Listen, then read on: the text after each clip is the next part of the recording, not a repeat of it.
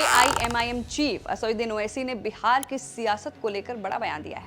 लोग अक्सर ये कहते थे कि मजलिस अलायंस करना नहीं चाहती है, तो अख्तरुल ईमान साहब ने 2 खत लालू प्रसाद यादव साहब को लिखे, एक तेजस्वी यादव को लिखा।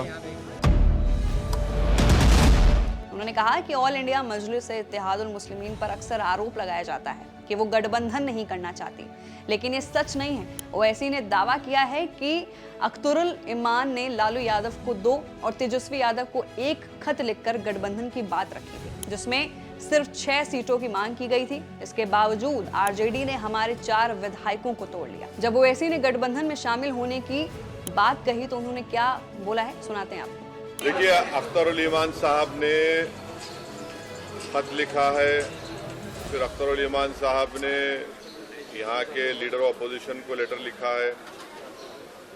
मीडिया के जरिए हमने इस बात को कहा है कि MIM पार्टी अलायंस के लिए तैयार है, और फिर अख्तरुल ईमान साहब ने अपने आखिरी खत में ये भी कहा है कि हमको अब 6 सीट दे दीजिए।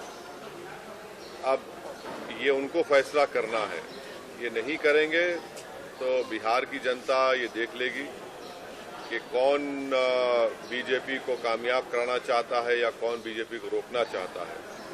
तो अब ये फैसला बिहार की आवाम पर है। हम तो अपनी जिम्मेदारी को निभा चुके हैं। कल कोई या हमसे ना कहे कि आपने बातचीत नहीं की, आपने फुला नहीं किया। तो हमने तो अपनी तरफ से पूरी कोशिश की और जनता के सामने, आवाम के सामने हमने इस बात को रख दिया।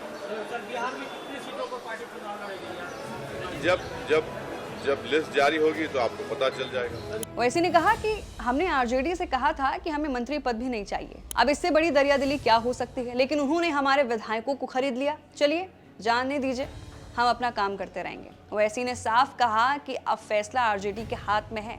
अख्तरुल ईमान ने जनता और मीडिया के सामने गठबंधन की बात खुले तौर पर कही थी। अब ये उन पर है कि ये गठबंधन करेंगे या नहीं, लेकिन इतना याद रखिए, नतीजे आने के बाद रोना मत। वहीं ओवैसी ने आगे भी बोले कि आरजेडी और कांग्रेस से भी उनकी लड़ाई होगी। मतलब ये कि ओवैसी ने कहा अगर गठबंधन नहीं हुआ तो AIMIM की लड़ाई सिर्फ बीजेपी से नहीं बल्कि आरजेडी और कांग्रेस से भी होगी, क्योंकि बेईमानी से हमारे 4 विधायकों को खरीद लिया गया। अंग्रेजी में कहते हैं the ball is in their court now. Owaisi ने कहा कि कितनी सीटों पर AIMIM चुनाव लड़ेगी, इसका ऐलान समय आने पर कर दिया जाएगा।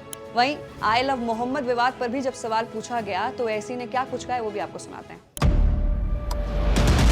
इसमें कौन सा गैर कानूनी बात लिखी है, कौन सा एंटी नेशनल लिखा हुआ है उसमें? अगर कोई लिखेगा आई लव प्राइम मिनिस्टर तो कार्रवाई करेंगे, आई लव नीतीश कुमार लेकर कार्रवाई करेंगे, आई लव तेजस्वी लेकर कार्रवाई करेंगे। इनको समझना चाहिए कि आर्टिकल 25 फ्रीडम ऑफ रिलीजन है।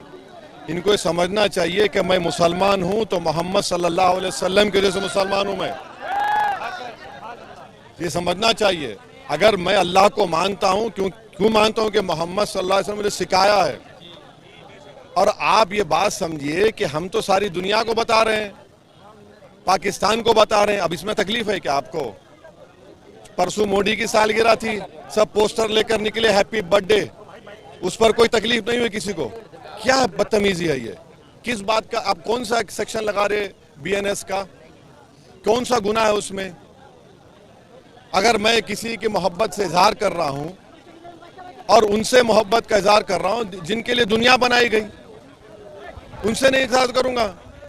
जो मुझे क़यामत के दिन उनकी शिफात पे मैं जन्नत में जाऊंगा, उनसे मोहब्बत नहीं करूंगा तो किससे करूंगा मैं? हमारा मानना यह है कि हदीस में आया कि प्रॉफिट मोहम्मद सल्लल्लाहु अलैहि वसल्लम ने फरमाया कि तुम जिसके साथ होगे आखिरत में उसी के साथ होगे। तो शैतानी नफरत करता है उनसे। तो ऐसे ने कहा कि अगर कोई आई लव PM या आई लव नीतीश कुमार लिखेगा तो क्या कार्रवाई होगी? मैं मुसलमान हूं क्योंकि मोहम्मद साहब की वजह से मुसलमान हूं।